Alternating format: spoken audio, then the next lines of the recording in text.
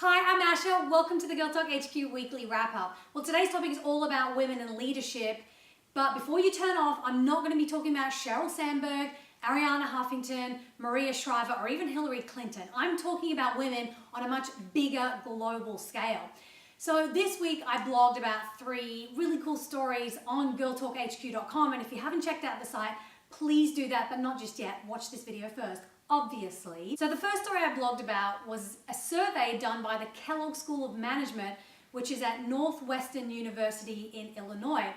They basically found that ethnically diverse countries basically don't do well economically unless there is a woman in leadership. So they surveyed about 139 countries and looked back through their history over the past 50 or 55 years. When there was predominantly men in charge, they didn't fare very well economically, but when there were more women involved in governments, they did surprisingly well. When I see these results, I'm like, duh, of course we need more women in leadership. And it's really cool because there are stories of women stepping up and being allowed by their predominantly male-dominated societies to take up positions of leadership in government. The other story I blogged about was Rwanda. Now, if you're a child of the 1990s like I am, you would have heard about the horrific genocide that happened in 1994. It was a civil war between the Tutsis and the Hutus where over a period of 100 days there was just a mass slaughter, mass genocide. It was really, really awful. At the end of the war, 70% of the people that were still there decided to stay who weren't killed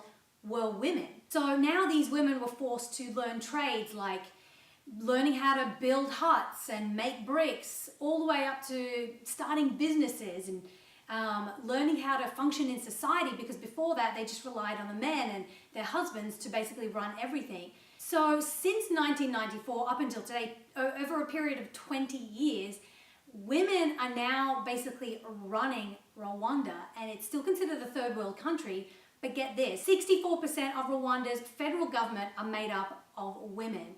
That's the highest in the world, and now other countries such as Syria, who's going through a war right now, they're looking to Rwanda and looking to their model and how they did it to try and reconstruct and rebuild their own society, and they're really focusing on how the women were integral to making that happen.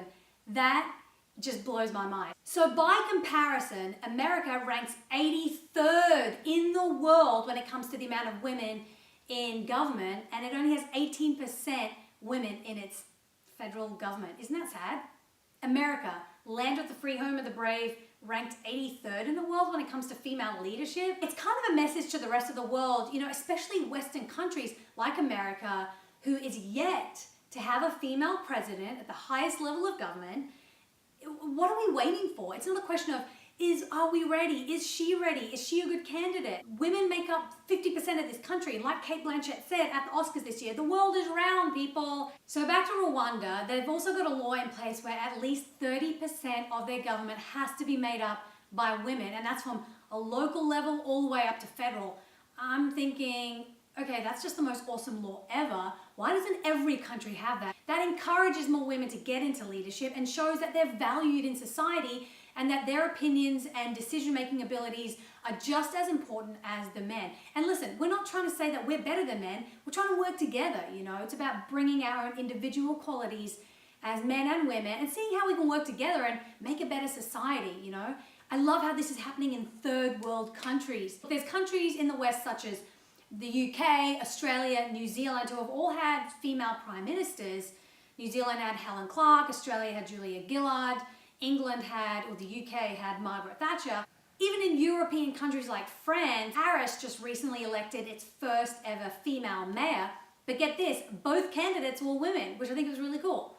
The other story I wanted to talk about was a young woman from Turkey who just became the mayor of her town. Now that in itself is a cool thing, but here are some more facts to throw into the mix. When she was 15, she was forced to marry a man and basically became a child bride. The law in Turkey is that the minimum age of marriage is 17. So essentially, she was forced against her will, against the law, to be married. When she was 28, she ended up divorcing this guy, but not before spending 13 years enduring beatings, being tortured, and just psychological damage. She had 2 sons from this guy as well. So now she's 33. and she was just elected to be the mayor of her small farming town, which has a population of about 17,000, so it's not a huge town.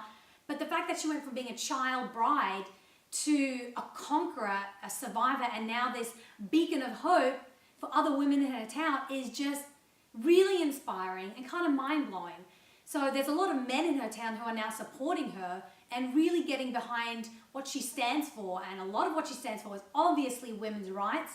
And she wants to use her experience and use all her tragic circumstances to empower other women in her community. She's showing women all over the world that anything is possible. No matter what you've been through as a struggle, you can rise above it. I feel like these stories need to be spoken about more in the media. I mean, Chile just recently elected Michelle Bachelet, who's great friends with Hillary Clinton, as their leader. And it's like, wow, these countries that have experienced such turmoil in recent history are showing that women are still valued, and women are really rising above and stepping up to the challenge and saying, hey, you know what?